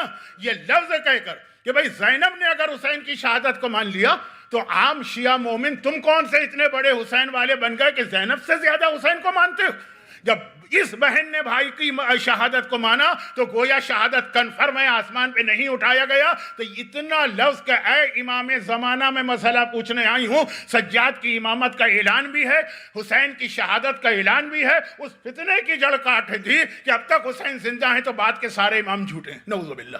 کس طرح یہ جملہ میری زبان پہ آ گیا مجھ سے آپ پوچھیے. لیکن یہ تو ایک بہت بڑا فتنہ، اور اس کے باوجود ڈسپائٹ دیٹ ایک فرقہ بنا. لیکن جیسے آپ دیکھ رہے ہیں نا کہ سارے مراجع کے فتوے نماز کے بارے میں، پھر بھی ایک لوگ ہیں جو تشہد میں ایک چیز بڑھا دیتے، وہ الگ بات ہے. لیکن میجورٹی جو مین اسٹریم شیعت تھی وہ بچ گئی. حسین زینب کا اتنا کہہ دینا اے امام وقت. اب سنیے جو بس اس کو میں کلک کرنا چاہ رہا تھا، ٹائم نہیں رہا، اب ختم بات. انشاءاللہ اگر زندہ رہا اور پھر کبھی مجھے موقع ملا تو پھر اس کو آگے بڑھاؤں گا. ابھی آخری جملے اب سنیے. یہ کربلا قیامت تک کے لیے ہر دور میں کوئی نہ کوئی میسج دیتی. اس وقت ساری دنیا، اسپیشلی ساری عرب دنیا اور اسپیشلی ہمارے دشمن تیار بیٹھے. بہت ذرا برا جملہ ہے لیکن یہ تو ایک حقیقت ہے. وہ کیا کہ آیت اللہ سیستانی کی شخصیت اتنی بڑی بن گئی کہ اس وقت ان سے ٹکرانے کی ہمت کسی میں نہیں. انتظار ہو رہا ہے کہ جتنے جلد یہ دنیا سے رخصت ہوں گے. نعوذ باللہ. یعنی لیکن وقت تو آئے گا نا.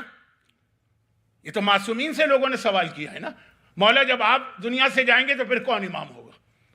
چھٹے امام سے پوچھا گیا مولا جب آپ دنیا سے جائیں گے کون امام؟ یہ سوال تو بالکل لاجیکل ہے. جذباتیت تو نہیں چلے گی نا، یہاں تو دین بچانے کا مسئلہ. آغا سیستانی کے بعد کون مرجع بنے گا؟ دیکھیں ایک ہمارے پاس سسٹم چلا آ رہا ہے نا 1200 سال سے. ابن ابی عقیل عمانی، عمان کے ایک ہی عالم تھے، وہ سب سے پہلے شیعہ مرجع، وہاں سے لے کے آغا سیستانی تک۔ تو ایک سسٹم ہے، ایک مرجع جاتا ہے، دوسرے مرجع کا جب اناؤنسمنٹ ہوتا، کوئی ووٹنگ تو ہوتی نہیں، کوئی کمیٹی تو بیٹھتی نہیں، اس کا ایک پروسیجر چل آ رہا ہے، کوئی نئی چیز نہیں، لیکن ہر مرجع کے انتقال کے بعد شروع کے 4-6 مہینے پرابلم رہتے ہیں۔ آغا بروجردی کے انتقال کے بعد آغا حکیم کے بعد آغا خوئی، 4-6 مہینے ایک سال مسئلہ رہتا ہے، پھر حل ہو جاتا ہے۔ اور یہ خالی ان کا نہیں ہے، اماموں کے زمانے میں بھی یہ ہو چکا، وہ تاریخ پڑھنے کا نہ وقت ہے نہ شاید ضرورت۔ تو یہ تو ہوتا ہے، لیکن آغا سیستانی کے بعد یہ نہیں ہوگا جو ہمیشہ اب تک ہوتا آیا کہ 4-6 مہینے لوگ کنفیوز رہیں، نہیں، باقاعدہ ان کی شخصیت اتنی بڑی ہے کہ ان کے سامنے کسی کو لانے کی اس وقت ہمت دشمنوں میں بھی نہیں۔ میں تو دیکھتا رہتا ہوں جتنے عرب چینل یوٹیوب کے اندر ہوں یا باقاعدہ عربی چینل ہوں، یعنی سعودی عرب کا چینل، یعنی مصر کا چینل، اور اپنے جو شیعہ جو لوگوں نے چینل بنائے، واٹ آفٹر آغا سیستانی، کس کو بنایا جا رہا ہے، تیار کیا جا رہا ہے۔ مرجع برحق جو ہونا چاہیے حقیقی، اس سے ہٹ کر ہر ایک کو پتہ چل گیا مرجعیت کی طاقت کتنی ہے۔ کہا کہ اب جو مرجع بنے گا نا، وہ ایسا بنانا جو یا ہمارے ہاتھ میں ہو، یا کم از کم ہم اس کو اپنے راستے پہ چلا سکیں۔ طریقے ہوتے ہیں اس کے کہ کوئی آدمی دل سے برا نہیں ہے، نیت اچھی، لیکن ایسا انفلوئنس اس کے اوپر پڑ جاتا ہے کہ وہ خود بھی نہیں سمجھ پاتا کہ میں اس وقت دشمنوں کے ہاتھ میں کھیل رہا ہوں۔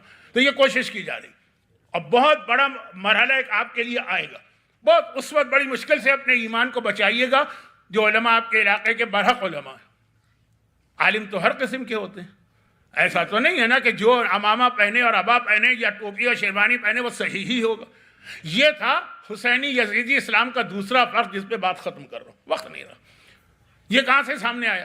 پہلا فرق کربلا کے بعد میں نے کہا نا، شام غریبہ زینب کا ایک جملہ 2 بڑے بڑے مسئلوں کو حل کر گیا۔ اور دوسرا دربار یزید جو مسجد میں تھا، یزید کے حکم پر ایک خطیب، ایک اوریٹر، ایک اسپیکر، اس زمانے کی آج کی ٹرمینالوجی لائیے کہ یزید کا ایک ذاکر یا مجلس پڑھنے والا ممبر پہ گیا، اور کیا اس نے یزید کی تعریفوں کے تمار باندھے اور پل باندھے، اور کیا لوگوں کو بتایا؟ مس گائیڈ۔ یعنی وہ وہی کام کر رہا ہے جو آج واٹس اپ کرتا ہے، وہی کام کر رہا ہے جو آج کا فیس بک کرتا ہے، وہی کام کر رہا ہے جو آج کا یوٹیوب کرتا ہے۔ عام لوگوں کو کیا معلوم ہے؟ آج بھی نہیں ہے اور اس وقت بھی نہیں تھی کہ آج تو باغی ابن باغی نعوذ باللہ مارا گیا۔ مسلمان کہنے لگے واقعاً ایسا لگ رہا ہے کسی نے بغاوت کی، جو کہہ رہا ہے ممبر سے جو مل رہا مان رہا۔ پھر آپ کو معلوم ہے نا وہ ایک جملہ چوتھے امام کا، یہ یزیدی اور حسینی اسلام کا فرق ہے، جس پہ ایک مجلس پڑھنا تھی، اب مجلس نہیں پڑھوں گا، 10 منٹ بھی نہیں لوں گا، مسائل پہ آ رہا ہوں، لیکن ایک جملہ کیا کہا؟ جیسے ہی اس نے یہ بات شروع کی کہ آج ایک باغی مارا گیا جو باغی کا بیٹا، یہ مولا کو یہ لوگ باغی مانتے تھے نا، حاکم شام معاویہ صفین کے میدان میں علی کے خلاف لشکر لے کے اسی لیے آیا تھا، اور علی کا بیٹا کا بغاوت کی۔ آج بھی آپ جا کے دیکھ لیجئے یوٹیوب پہ کلپ چل رہا ہے کہ نہیں چل رہا، مفتی طارق مسعود کا، کہ شریعت اسلامیہ کے اعتبار سے تو حسین واجب القتل تھے، کیونکہ رسول نے کہا ہے کہ اگر کوئی حبشی غلام بھی تمہارا بادشاہ بن جائے، چاہے وہ کتنا ہی ظالم کیوں نہ ہو، اس کے خلاف میدان میں نہ نکلنا، اور جو اس کے، یہ حدیث پڑھی جا رہی ہے صحیح بخاری کی، اور جو اس کے خلاف میدان میں نکلے فقتلوہ، تم سب مل کے اس کو قتل کر دو۔ قاضی شریح مرا نہیں، آج بھی قاضی شریح موجود ہیں، فتوے آج بھی ہیں، صحیح بخاری کی حدیث سے حسین آج بھی واجب القتل قرار پا رہے ہیں۔ تو وہ تو زمانہ تو ایسا تھا کہ مجمع بالکل سیدھا سادہ، بھائی اس مجمع کی سادگی کی ایک مثال دی جاتی ہے نا، صرف مثال کے طور، جنہیں اونٹ اور اٹھنے کا فرق نہیں پتا، عرب میں رہنے کے باوجود کتنے سادے لوگ تھے، بے وقوف بن رہے ہیں کہ نہیں بن رہے، لیکن مولا سجاد۔ اب اس جملے کے اندر حسینی اور یزیدی اسلام کا فرق، وہیں سے کھڑے ہو کر گلے میں توقع، ہاتھوں میں ہتکڑی اور پاؤں میں بیڑی، قید خانے سے لائے گئے ہیں مسجد کے اندر یہ خطبہ سنانے کے لیے۔ وہیں ایک مرتبہ کیسا اس کو ٹوک کے کیا کہا کہ تو نے ایک بندے کو خوش کرنے کے لیے اللہ کو ناراض کر دیا اور دنیا کو خریدنے کے لیے آخرت کو بیچ دیا ہے، وہ بے سمجھ ترے، تو نے کتنا برا سودا کیا۔ سودا تو کیا ہے لیکن کتنا برا سودا کیا۔ بھئی دنیا کو آپ قربان کریں آخرت کے لیے بہترین سودا، اور آخرت قربان کریں دنیا کے لیے۔ اب آج عاشورے کے بعد آپ کس کے کون سا اہم موقع ہے تیاری کر رہے ہیں؟ اربعین نا، زیارت اربعین کا جملہ، وَشَرَا آخِرَتَهُ بِالثَّمَنِ الْعُكَسِ، اے آقا حسین یہ آپ کے دشمنوں نے آخرت کو بیچ دیا لیکن بسمن الاوکس پرائز بھی چیپسٹ پرائز انہوں نے لی. بھئی بیچنا ہی تھا, آخرت کا تو بڑی پرائز لیتے. یہ زیارت اربعین جو مومن کی پہچان ہے اس کا جملہ. اب میں بات پھیلا نہیں رہا ہوں, ختم کرتا ہوں. تو آقا سجاد نے بتایا کہ جو دنیا کو خوش کرنے کے لیے غلط بات کرتا ہے وہ یزیدی اسلام, اور جو اللہ کو خوش کرنے کے لیے حق بات کہتا ہے وہ حسینی اور غدیری اسلام ہے. آج بھی آپ کو ملے گا ممبر پہ بہت سے جانے والے جو ہیں آپ کو ایسی باتیں بتاتے ہیں کہ آپ خوش ہو جاتے ہیں, چاہے وہ دین کے خلاف ہو چاہے مذہب کے خلاف. دو بڑے اٹیک اس وقت ہو رہے ہیں ہماری آزاداری پر. ایک ہے کہ آزاداری کو اتنا زیادہ کمرشل بنا دیا گیا, خالی آزاداری نہیں پورے اسلام کو. ٹائم نہیں ہے کہ میں اس کی تفصیل میں جاؤں. اتنا کمرشل بنا دیا گیا کہ ہر چیز کے اندر. اب میں حج پہ جاتا ہوں, آپ بھی حج پہ گئے. حج سمپل ترین ڈریس پہننا ہوتا ہے. کیا پہننا ہوتا ہے؟ احرام کی 2 چادر, پیر میں وہ چھوٹی سی چپل جسے ہم لوگ پاکستان میں کبھی باٹا کی چپل کہتے ہیں, کبھی ہوائی چپل کہتے ہیں, آسٹریلیا میں فلپ کہلاتی ہے وہ چپل, وہ 2 پٹیوں والی. کتنے کی ہے؟ ہمارے یہاں بھی $1 $2. سعودی عرب میں 5 ریال کی ملتی ہے, بہت اچھی کوالٹی کی لی تو 10 ریال کے کتنے بنیں گے؟ $3 $5. اب $5 کی چپل پہن کے حج کریں تو حج کا مزہ نہیں آئے گا. یہاں پنجاب کا کوئی مومن ہے تو ایک لفظ ہے پنجابی میں چس آنا. حج کا تو چسی اس وقت آئے گا کہ $5 کی نہیں. لاسٹ ایئر کی میں بات کر رہا ہوں, ایمیزون کے اوپر میں نے وہ چپل بکتے ہوئے دیکھی تھی. معلوم ہے کیا پرائس؟ اس کی پرائس تھی 5,000 ریال یعنی $2,000. وہ چپل جو 3 دن کے بعد اٹھا کے کوڑے میں پھینکی جاتی, گھر میں کوئی نہیں پہنتا. مگر وہ 2 دن جو چپل احرام میں پہنی جائے گی جو سادہ ترین ہونی چاہیے وہ $2,000 کی ہے. بفرق ایک برانڈڈ ہے, کسی کمپنی کا نام آ گیا بس اس کی قیمت کہیں. آپ کو معلوم ہے, مجھ سے زیادہ آپ جانتے ہیں. میں ٹھیک ٹھاک لباس پہنوں تو یہ سستا ہے, ذرا سے یہاں جین کو پھاڑ لے کوئی کمپنی تو کتنی قیمت اس کی بڑھ جاتی ہے. تو ایک طرف تو پورا ماحول اتنا کمرشل کیا جا رہا ہے جس میں آزاداری بھی آ گئی, لیکن وہ یہ بات کرنا تھی, ٹائم نہیں. اور دوسری جانب مس گائیڈ اتنا کیا جا رہا ہے اسی آزاداری کو. صحیح لوگ بھی ہیں, غلط لوگ بھی, لیکن جو عوام کو خوش کرنے کے لیے ممبر سے بات کر رہے ہیں وہ یزیدی اسلام, وہ دل سے عمل نہیں کر رہے ہیں. یزیدی وہ دل سے یزیدی نہیں, دھوکے میں آ گئے, لیکن کام وہی کر رہے ہیں. پبلک خوش ہو جائے. جو اس خطیب نے کیا, مولانا کا جملہ یہ تھا کہ تو نے بندوں کو خوش کرنے کے لیے اللہ کو ناراض کیا. وہ آپ کو جنت کا ٹکٹ دے کے جائے گا جس کے بعد نہ نماز کی ضرورت ہے نہ روزے کی ضرورت. مجھے جو الہ آباد سے پیغام ملا وہ یہی تو ملا نا. ایسا مومن آپ جنت میں پہنچائیے, نہ نماز پڑھے, نہ روزہ رکھے, نہ حجاب کرے, شراب بھی پیے, سور بھی کھائے, باقی گناہ بھی کرے, جنت میں پہنچ جائے. پہنچے گا اگر مومن ہے, لیکن پہلے سزا برداشت کر. تو اب یہ جو سجاد کا چھوٹا سا جملہ تھا, توق اور ہتکڑی کے ساتھ یہ بتایا سجاد نے کہ یہ ایک دوسرا فتنہ تھا جو کربلا کے بعد شام میں ہمارے سامنے آیا, ممبر سے لوگوں کو مس گائیڈ کرنا. لیکن اس معاملے کو سنبھالا کہ نہیں سنبھالا نا اہل بیت نے. کیسے؟ یزید نے 1 سال بعد صحیح کیوں ان کو رہا کیا؟ خود شام کے نوجوان یزید کے خلاف ہو گئے تھے کہ انہیں رہا کرو, ہمیں تو پتہ ہی نہیں تھا کہ یہ کون ہے. وہ یہی لوگوں کو ایجوکیٹ کرنا, یہی لوگوں میں اویئرنیس پیدا کرنا, یہ ہے کربلا کے بعد سجاد کا امتحان. حسین کا کام ہے قربانی دینا, سجاد کا کام ہے اس قربانی کا میسج لوگوں کو پہنچا کے انہیں چینج کرنا. یزید نے خوشی سے رہا نہیں کیا جب اس کے محل کو شام کے اپنے نوجوان جو اس کی محبت میں پالے گئے ہیں بچپنے سے, وہ اس کے اگینسٹ ہو گئے. یہ ذمہ داری پھر ہماری اور آپ کی بنتی ہے. اور اس فتنے سے دیکھیں آپ کو خود لگا ہوگا, آخر میں بات میں نے بہت جلدی مکمل کر لی. میں بہرحال آپ سب کا شکر گزار. ایام اعزا میں بھی آپ نے بھرپور طریقے سے شرکت کی, اور دیکھیں آج بھی اتنے سارے مومنین ویک ڈیز کے اندر آگے 12 1 بجے رات تک پہنچنے والے. اور آپ حضرات کا شکریہ, آپ صف پہ آ کے بیٹھے, انتظامیہ کا شکریہ مجھے دعوت دی, اور ان کا شکریہ جو عام طور پہ ہمارے سامنے نہیں آتے ہیں. بہت سارے ایسے لوگ جو پردے کے پیچھے کام کر رہے ہیں, لیکن ان کا بھی رول ہے. کوئی چائے بنانے والا ہوگا, کوئی پارکنگ کا ہوگا, کوئی والنٹیئر ہوگا, یہ سب کا رول ہے. یہ کربلا کا میسج ہے نا. جو حسین کے پیچھے نماز پڑھ رہے ہیں ان کی نماز کا کیا کہنا, اور جو نماز نہیں پڑھ رہے ہیں مگر والنٹیئر بن کے حسین کے سامنے کھڑے ہیں کہ نماز ہماری چھوٹ جائے, لیکن آقا پہ آنے والا تیر اپنے سینے پہ لیں. یہ ہمارے سامنے ایک بہترین مثال ہے کہ ایک ہے صف پہ آ کے بیٹھنے والے, ایک ہے سب بچھانے والے, اور ایک ہی چھوٹے چھوٹے کام کرنے والے. بہرحال ہم اور آپ تو شکریہ ادا, تھینک یو ہی کہہ سکتے ہیں, اجر تو ان کو وہاں سے ملے گا. مگر سجاد نے اتنا بڑا جو امتحان دیا, کامیاب تو ہوئے نا کہ شام میں ہی بغاوت آ گئی یزید کے خلاف، لیکن کتنے مصیبتوں کے بعد کہ ساری زندگی روئے پھر 35 سال. مگر یہ ساری زندگی آقا سجاد روئے تو اس میں ایک بات یاد رکھی کہ وہ رو تو رہے، رونا بھی چاہیے. وہ کیا مذہب تو امام ہیں، حسین کے بیٹے ہیں. آسمان رویا، زمین روئی، درخت روئے، پتھر روئے، پہاڑ روئے. 40 دن تک جہاں دیکھو خون نکل رہا ہے، کائنات رو رہی. سجاد بھی روئے. مگر سجاد اپنے اتنے بڑے امتحان میں اس کی ایک وجہ بڑی عجیب بتا رہے ہیں. بہت مشہور کتاب ہے ریاض القدس کربلا کے واقعات پر. اس کی ایک روایت کیا ہے کہ 13 محرم آ گئی 13 محرم. نیو جرسی میں بھی 12 کا دن ختم ہوا، یہ رات لگ گئی، یہ 13ویں رات، یعنی 13 تاریخ شروع ہو گئی. 3 دن ہو گئے جہاد کربلا کو ختم ہوئے.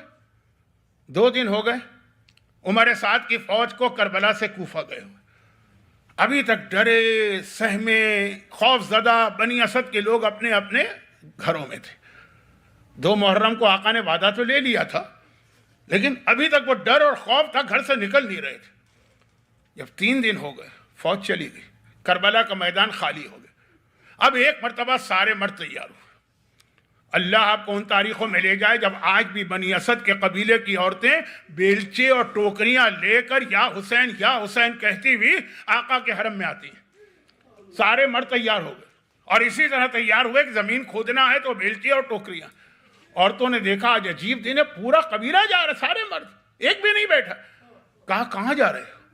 کہیں تمہارے سے کوئی تعلق نہیں ہے، یہ ہمارا ایک فریضہ ادا کرنے جا رہے. عورتوں نے کہا لیکن بتاؤ تو صحیح کہ سارا قبیلہ کا جب آقا آئے تھے ہم سے وعدہ لیا تھا ان کے لاشوں کو دفن کرنا، ہم لاشیں دفن کرنے جا رہے ہیں. عورتوں نے تڑپ کے کہا آقا نے خالی تم سے وعدہ نہیں لیا تھا، آقا نے ہمیں بھی بلایا تھا، ہم سے بھی وعدہ لیا تھا کہ لاشیں دفن کرنا، ہم بھی چلیں گے. سروں پہ چادریں ڈالے، عبائیں پہنے، برقعے سنبھالتے ہوئے ساری عورتیں بھی ان کے ساتھ چلی. آج بھی بنی اسد کی عورتیں کربلا میں آتی. بچوں نے دیکھا آج عجیب دن ہے کہ سارے مرد، ساری عورتیں، باپ بھی جا رہا ہے، ماں بھی جا رہی ہے، آج کیا بات؟ کہا آپ لوگ کہاں جا رہے ہیں؟ کہا یہ بچوں کا کام نہیں ہے، اپنے گھر میں بیٹھو، آرام سے بیٹھنا، ہم ابھی آتے ہیں. لیکن پھر بھی کہاں جا رہے ہیں بتائیے تو؟ کہا آقا نے کربلا پہنچتے ہی ہم سے وعدہ لیا تھا، ہم وعدہ پورا کرنے جا رہے ہیں. بچوں نے تڑپ کے کہا خالی آپ سے وعدہ نہیں لیا تھا، آقا نے ہمیں بھی بلا کے کہا تھا کہ بچوں کھیلتے کھیلتے فرات کے کنارے آ جانا، ہم بھی چلیں گے. تو سارا قبیلہ نکلا. عجیب منظر بنا. سارے مرد کربلا کے میدان میں آئے، ساری عورتیں کربلا کے میدان میں آئیں، سارے بچے کربلا کے میدان میں آئے. ہاتھ میں بیلچے بھی ہیں، مٹی جمع کرنے کے لیے ٹوکریاں بھی ہیں، لیکن میدان کربلا میں آ کے پورا قبیلہ پریشان. کیوں پریشان؟ کہ یہ لاشیں دفن کرنا یہ طے شدہ بات ہے، یہ سارے لاشیں حسینی ہیں. یزیدی اپنے لاشوں کو اٹھا کے کوفہ لے گئے. کوفہ کتنا دور، وہاں ہر ایک کا خاندان ہے نا. یزیدی لاشیں چلے گئے، صرف حسینی لاشیں، لیکن پہچان نہیں ہو پا رہی. کون سا لاشا شہزادے کا ہے، کون سا لاشا اصحاب کا ہے، کون سا لاشا آقا کا ہے؟ بھئی کیسے پہچانو؟ پہچان کے 2 طریقے. چہرے سے پہچان ہوتی، سب کے سر کاٹ لیے گئے. لباس سے پہچان ہوتی ہے، سب کے لباس لوٹ لیے گئے. سردار قبیلہ نے کہا آقا حسین ہماری مجبوری دیکھ رہے ہیں، ایسا کرو کہ ایک بڑی قبر کھود کے سارے لاشیں ایک ساتھ ایک ہی قبر میں دفن کر دو. اللہ آپ کو کربلا لے گیا ہے نا، تو آج بھی آپ گنج شہیدہ پہ جاتے ہیں نا، السلام علیکم یا اولیاء اللہ و اوداعہ کہہ کے زیارت کرتے ہیں، وہی گنج شہیدہ. ایک مرتبہ بڑی قبر تیار ہوگی، سارے لاشیں ایک ساتھ دفن کرنا ہے کیونکہ پہچان نہیں ہو پا رہی. اتنے میں کوفے کی جانب سے ایک آواز آئی کہ ٹھہر جاؤ، جلدی نہ کرو، انتظار کرو، میں آ رہا ہوں. مڑ کے دیکھا تو کیا دیکھا؟ اونٹ پہ سوار کوئی نوجوان چلا رہا، مگر ایسا عجیب مسافر آج تک نہیں دیکھا ہے، کیونکہ گلے میں توق ہے، ہاتھوں میں ہتھ کڑی ہے، پاؤں میں بیڑی. ایک مرتبہ قریب آ کے اونٹ کو بٹھایا، بیڑی کھلی، ہتھ کڑی ٹوٹی، توق نہیں اترا. توق تو 1 سال کے بعد جب دربار یزید میں کاٹا جائے گا تو آقا کے گلے کی کھال بھی ساتھ میں اتر آئے گی. ہتھ کڑی اور بیڑی کھلی، آنے والا نیچے اترا. کہا پریشان کیوں کھڑے ہو؟ سردار نے کہا کہ وعدہ کیا تھا آقا سے کہ لاشیں دفن کریں گے، پہچان نہیں ہو رہی. کہا آؤ میں بتاتا ہوں.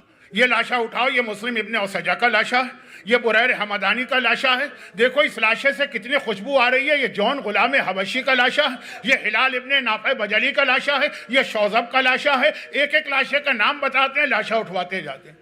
ایک لاشا نظر آیا، آنے والا وہاں پہ کمر پکڑ کے بیٹھ گیا. کہ یہ کس کا لاش؟ سردار نے پوچھا کس کا لاش ہے؟ کہا دیکھتے نہیں گھوڑوں کی ٹاپوں تلے جسم ٹکڑے ٹکڑے ہے، یہ حسن کے گلبدن قاسم کا لاش ہے. قاسم کا لاشا بھی اٹھوایا. آگے بڑھا، آنے والا کلیجہ پکڑ کے بیٹھ گئے.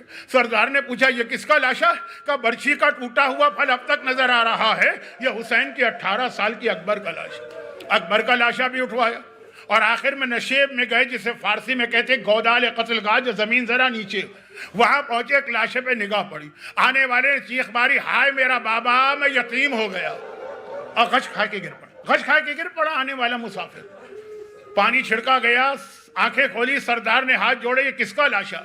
کہا دیکھتے نہیں سارا لاشا پامال کیا گیا، یہ محمد کا نواسہ ہے، یا علی کا وارث ہے، یا فاطمہ کا لخت جگر ہے، یا حسین ابن علی.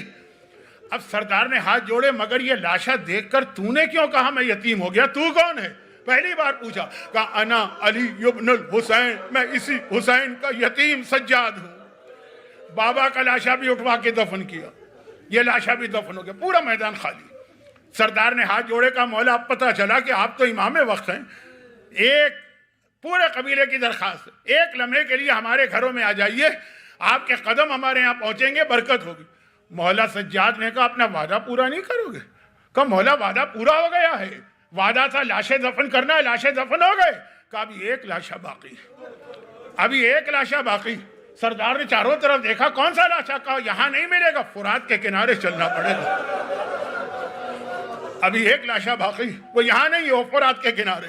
پورے قبیلے کو لے کے فرات کے کنارے گئے. میرے مظلوم آقا عباس کا لاشا، یہ واحد لاشا تھا جو اٹھایا نہیں جا سکتا. تو یہ جملہ ہے کتاب کا. حسیر چٹائی منگوائی، چچا کا جسم جمع کیا، جہاں پہ آج زری عباس کی ہے وہاں قبر تیار کر کے چچا کے جسم کو لے کے اترے، باہر آئے، چاروں طرف دیکھا اور پورے قبیلے سے کہا سب پیچھے چلے جاؤ، دور چلے جاؤ، جب تک کہ میں خود سے باہر نہ نکلوں خبردار کوئی میرے قریب نہ آنے پائے. حکم امام آ گیا، کافی تھا، سارا قبیلہ پیچھے چلا گیا. اب راوی کہتا بہت دیر ہو گئی، بہت دیر ہو گئی، میرا مظلوم آقا سجاد قبر سے باہر نہ آیا. میرے دل میں خوف پیدا ہوا، خیریت تو ہے، ایسا نہ ہو میرا مظلوم آقا کوئی مر گیا ہو. چنانچہ میں قریب آیا، قبر میں جھانک کے دیکھا، ایک عجیب منظر دیکھا. بس یہ آخری جملہ، ایک عجیب منظر دیکھا. کیا دیکھا؟ عباس کا لاشا قبر میں ہے، عباس کے سینے پر سر رکھے ہوئے امام زمانہ سجاد لیٹے. عباس کا سینہ ہے، عباس سجاد لیٹے اور ایک جملہ کہہ رہے ہیں، اے میرے غیور چچا، آپ یہاں آرام کر رہے، میں آپ کو بتانے آیا ہوں آپ کی بہنوں پہ کیا گزر رہی. اے میرے غیرت مند چچا، آپ کے ہوتے ہوئے جن کے سر سے چادر ہلی بھی نہ تھی، آج آپ کی وہی بہنیں، آپ نہ رہے تو کوفے اور شام کے بازاروں میں قیدی بنا کے گھمائی جا رہی. باب الحوائج عباس، جسے سجاد نے بھی یاد کیا. خداوندہ اس باب الحوائج کا واسطہ اور باب الحوائج کی آقا حسین مظلوم کا واسطہ، باب الحوائج کی شہزادی زینب کبریٰ کا واسطہ، جو لوگ آج کی مجلس میں گریہ کر رہے ہیں، ان کے گریہ کا واسطہ ان کے گھروں کو، ان کے گھر والوں کو، ان کی اولادوں کو دنیا اور آخرت کی ہر پریشانی سے محفوظ فرما. جتنے لوگ مجلس میں شریک ہیں، چاہے صف پہ بیٹھے ہوں چاہے آن لائن سن رہے ہیں، خداوندہ ان کے تمام مرحومین کی مغفرت فرما. یہ ساری حاجتیں باب الحوائج کے وسیلے سے پورا فرما. خداوندہ ہمارے بیماروں کو شفائے کاملہ عطا فرما.